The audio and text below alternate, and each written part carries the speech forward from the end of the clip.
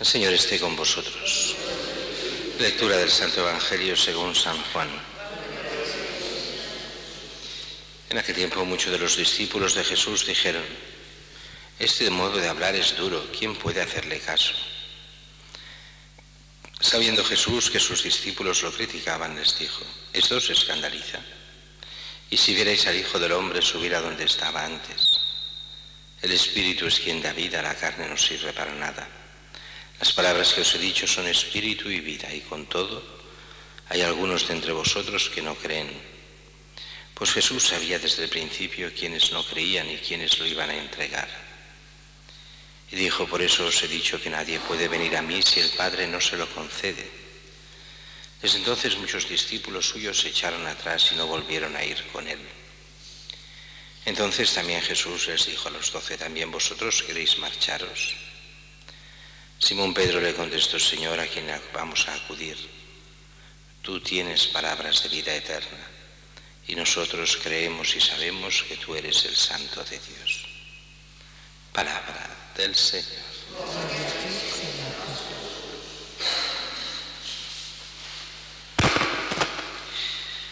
La primera lectura empezamos ya en el momento en que hay una cierta paz en toda Judea, porque Pablo se ha convertido y Pablo era el principal instigador contra los cristianos.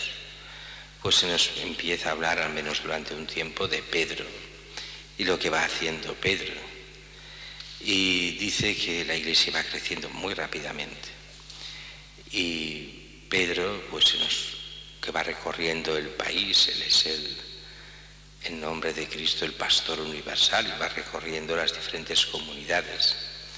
Dice que baja a ver a los de Lida, encuentra a Eneas, un paralítico, desde hacía 8 años que no se levantaba de la camilla, y lo cura. Y lo mismo después está Tabita en Jaffa, que la resucita.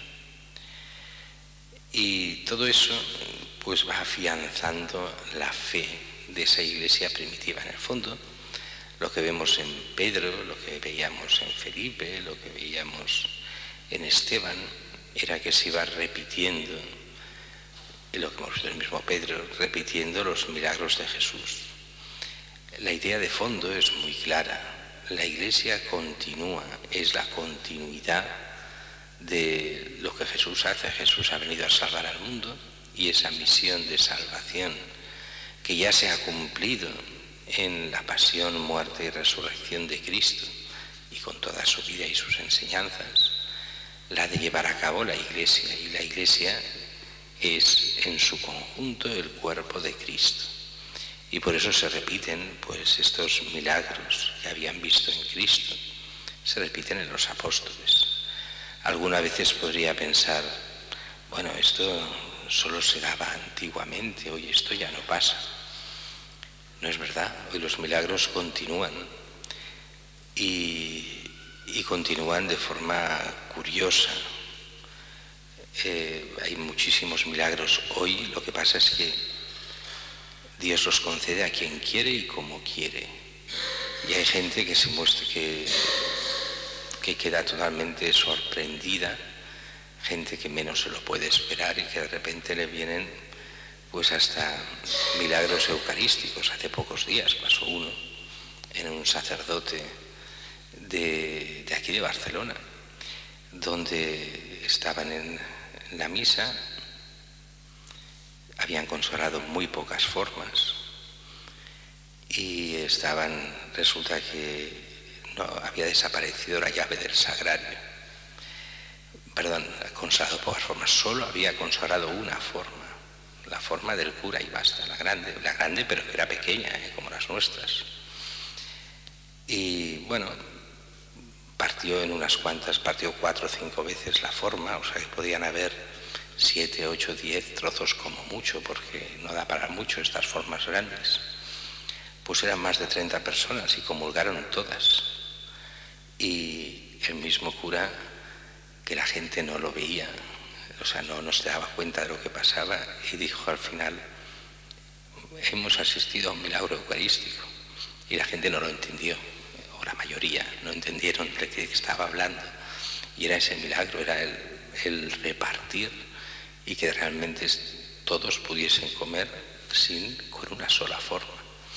Bueno, son tonterías, bueno, tonterías no quiero decir, son solo curiosidades así, pero la acción de Dios en cosas, en el comulgar, pero también esto pasa en muchas curaciones aquí en la diócesis. Desde que yo soy cura hasta ahora yo no he visto personalmente, me han explicado muchas de las curaciones que han habido aquí en la diócesis después de la oración de grupos, de cosas.